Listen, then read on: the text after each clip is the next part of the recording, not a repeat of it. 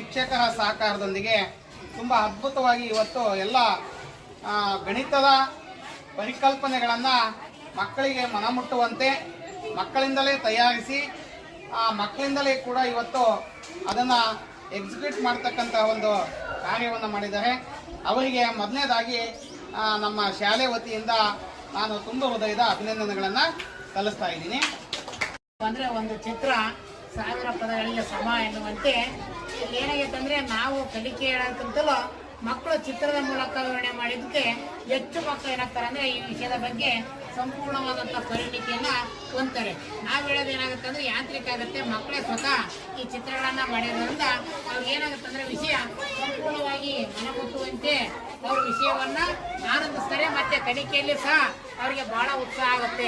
ಇವೆಲ್ಲನೂ ನೋಡಿ ನಮ್ಮ ಶಾಲೆ ಭಾಳ ಕಲಿಕೆ ಉತ್ತಮವಾಗಿದೆ ಅನ್ನೋದು ನಮ್ಮ ಅಭಿಪ್ರಾಯವನ್ನು ನಾವು ಈ ಶಾಲೆಯ ಪರವಾಗಿ ನಾವು ವ್ಯಕ್ತಪಡಿಸ್ತೀವಿ.